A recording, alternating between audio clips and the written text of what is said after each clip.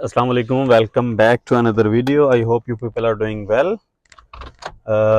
It's काफ़ी अर्सा हो गया था लास्ट वीडियो अपलोड किए हुए, तो मैंने सोचा कि आपसे बात की जाए, क्योंकि काफ़ी लोग मुझे बाकायदा पूछ रहे थे कि यार आपने कहीं यूट्यूब चैनल बंद तो नहीं कर दिया।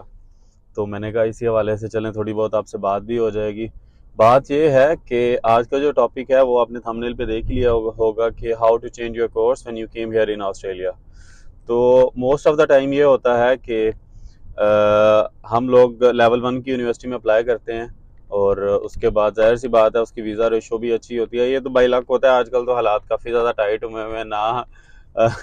लेवल 1 वालों का लग रहा है और ना ही लेवल 2 वालों का लग रहा है। लगने को आएगा तो वो किसी भी कॉलेज वाले का भी लग सकता है, और नहीं लगना तो फिर लेवल 1 की जो यूनिवर्सिटी होती है उसका भी एडमिशन नहीं होता और ना ही वीज़ा होता है।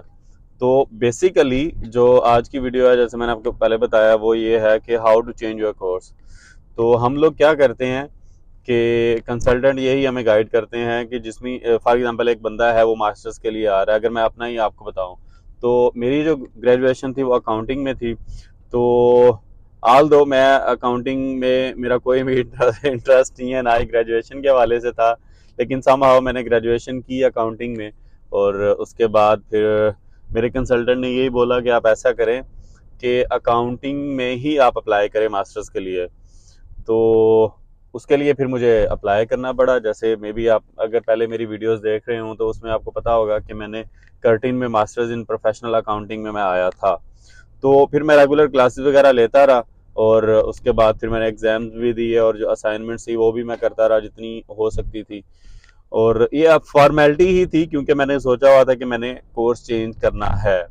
तो अगर आप इंडिया, पाकिस्तान, बांग्लादेश या कहीं से भी आ रहे हैं और आपका पहले माइंड है कि आपने आके यहाँ पे कोर्स चेंज करना है, तो उसके लिए आपको क्या करना पड़ता है कि आपने पहले एक सेमेस्टर जो है वो कंप्लीट करना है। उसके बगैर ये नहीं हो सकता कि आप आते ही आप कहें कि मैं आऊँ और उसके बाद आते ही मैं यूनिवर्सिटी से कॉलेज या कोर्स चेंज कर लूँ उसी यूनिवर्सिटी में रहते हुए। तो इट्स नॉट पॉसिबल, ये इनके रूल्स में है कि आपको एक सेमेस्टर जो है वो कंप्लीट करना पड़ेगा फिलहाल तक। अभी ये मैं मार्च में वीडियो बना रहा हूँ, मार्च का एंड चल रहा है 2024। तो अभी तक जो है अभी आप एक सेमेस्टर कंप्लीट करने के बाद अभी आप चेंज कर सकते हैं। तो करना ये है, जैसे मैंने आपको बताया कि आपने रेगुलर क्लासेस वगैरह लेनी है, असाइनमेंट्स जो होती हैं वो देनी है, क्योंकि आप जो है वो स्टूडेंट वीज़े पे आए हुए हैं। कुछ लोग जो हैं वो जो सीनियर्स यहाँ पे हैं वो आपको कहते हैं कि यार तूने यहाँ पे बाद में कोर्स ही चेंज करना है, तो यूनिवर्सिटी जाके क्या करना है, तुम सारी जो है वो सारा फोकस वो अर्निंग के ऊपर करो। तो ऐसा बिल्कुल नहीं है। अगर आप यूनिवर्सिटी नहीं जाएंगे तो यूनिवर्सिटी जो है वो होम अफेयर्स को बता सकती है कि बच्चे ने एडमिशन लिया हुआ लेकिन वो क्लासेस नहीं ले रहा, तो इस कंडीशन में आप डिपोर्ट भी हो सकते हैं। तो आप बेशक रेगुलर क्लासेस ना लें, लेकिन कुछ टीचर्स होते हैं वो कहते हैं कि यार अटेंडेंस जो है वो लाजमी है, तो वो बेशक आप क्लासेस ले लें और असाइनमेंट्स या असेसमेंट्स जो होती हैं वो टूटी फूटी जितनी भी हो सकती हैं, मतलब फॉर्मेलिटी के तौर पे आप उनको सबमिट करें और एग्ज़ाम वगैरह भी दें। पास फेल वो कोई इशू नहीं है, मैं मास्टर्स की बात कर रहा हूँ। और उसके बाद फिर आपने अगर कोर्स चेंज करना है तो उसके लिए फिर आपको मास्टर्स में ही जाना पड़ेगा। अगर आप मास्टर्स में जाएंगे तो वेल एंड गुड, लेकिन अगर आप डिप्लोमा करना चाहते हैं तो डिप्लोमे के लिए आपको दोबारा से वीज़ा फाइल करना पड़ेगा यहीं पे ऑस्ट्रेलिया में रहते हुए। तो उसके लिए फिर आपको बैंक स्टेटमेंट रखनी पड़ेगी। जैसे आप पाकिस्तान में रहते हुए आपने अपने अकाउंट में बैंक स्टेटमेंट रखी थी और फिर वो सारा प्रोसीजर वो सारा हुआ था, तो इसी तरह आपको दोबारा से बैंक स्टेटमेंट रखनी पड़ेगी।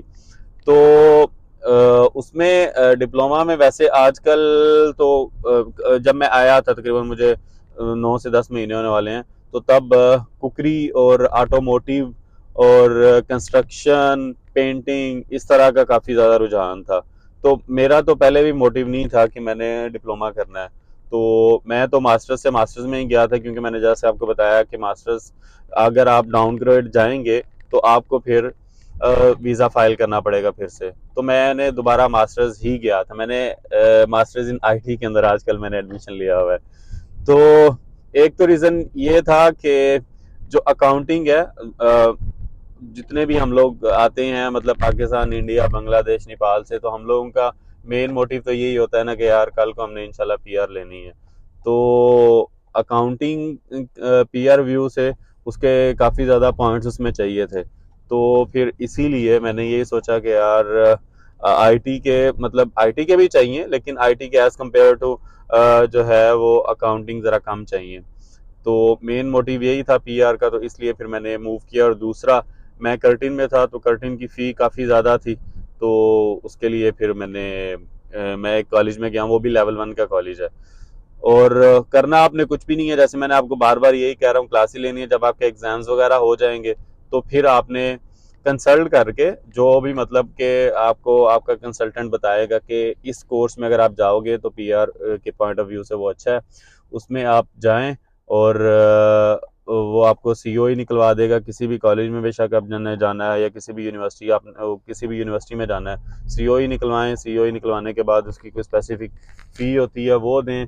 और उसके बाद फिर अच्छा, मैं कर्टिन में था तो कर्टिन का मेरे कंसल्टेंट ने बोला था कि आपको विदड्रॉ करवाने की कोई भी ज़रूरत नहीं है, क्योंकि अगर तो मैं नेक्स्ट सेमेस्टर के लिए एनरोल करूंगा तो फिर मुझे फ़ी देनी पड़ेगी, वरना वो ऑटोमेटिकली मेरा जो सीओई है वो कैंसिल हो जाएगा। लेकिन फिर भी यहाँ पे आप आएंगे तो हर बंदा आपको नई कहानी सुनाएगा, डराएगा, ये हो जाएगा वो हो जाएगा।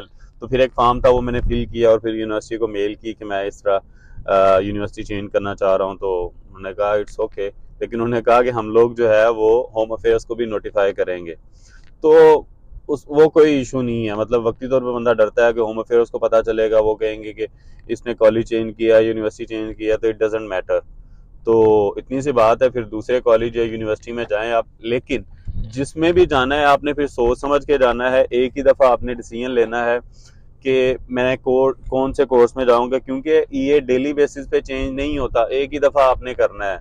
होने को हो सकता है, लेकिन मतलब यही आपका होना चाहिए कि एक ही दफ़ा आप डिसीजन लें, मशवरा करें दोस्तों के साथ, पेरेंट्स के साथ। और मोस्टली जो है वो लोग, हर बंदा आपको यहाँ पे बताता है कि आप ये कर लें वो कर लें, लेकिन आप किसी अच्छे कंसल्टेंट के पास जाएं, इमिग्रेंट जो यहाँ पे इमिग्रेशन वाले काफ़ी हैं। मैं इस टाइम पर्थ में हूँ तो पर्थ में भी है, मेलबर्न, सिडनी, जहाँ पे भी आप हैं, तो किसी अच्छा जो है इमिग्रेशन वाला उसके पास जाएं, वो आपको बताएगा कि फ्यूचर में क्या हो सकता है, किस में आपको जाना चाहिए, किसकी आपकी डिमांड है, किस में डिमांड है। तो वो एसओएल को, स्किल्ड ऑक्यूपेशन लिस्ट को, वो उसको अपने माइंड में रखते हुए जो है वो कोर्स सिलेक्ट करें। फिर उसकी रेगुलर बेसिस पे आप क्लासेस लें, क्योंकि वही जो है वो आपका फ्यूचर होगा, उसी की बेस पे आपको पीआर मिलनी है। तो दैट्स इट। और बाकी तकरीबन 4-5 महीने होने वाले हैं मैं गायब था। उसकी वजह ये थी कि मैं एक तो स्टडीज़ पे ज़रा फोकस कर रहा था, और दूसरा मैं ऊबर एक्स पे आ गया हुआ था। पहले होता था ऊबर ईट्स में टाइम निकल आता था, टाइम का पता नहीं मतलब चलता था, तो वो आते जाते बंदा वीडियो बना लेता है। तो फिर ऊबर एक्स में क्या होता है कि हर टाइम कोई ना कोई राइडर आपके पास होता है, तो इस वजह से काफ़ी ज़्यादा जो है मैं बिज़ी हो गया था। तो होपफुली इंशाल्लाह अब रेगुलर बेसिस पे वीडियो बनाऊंगा। और अगर आपको ये वीडियो अच्छी लगी है तो लाइक करें, और चैनल अभी तक आपने सब्सक्राइब नहीं किया हो तो सब्सक्राइब करें, दोस्तों के साथ शेयर करें। अपना बहुत सारा ख्याल रखिएगा, दुआओं में मुझे याद रखिएगा। रमज़ान का महीना है, तो इंशाल्लाह मिलते हैं नेक्स्ट वीडियो में। तब तक अपना बहुत सारा ख्याल रखिएगा। अल्लाह हाफिज़।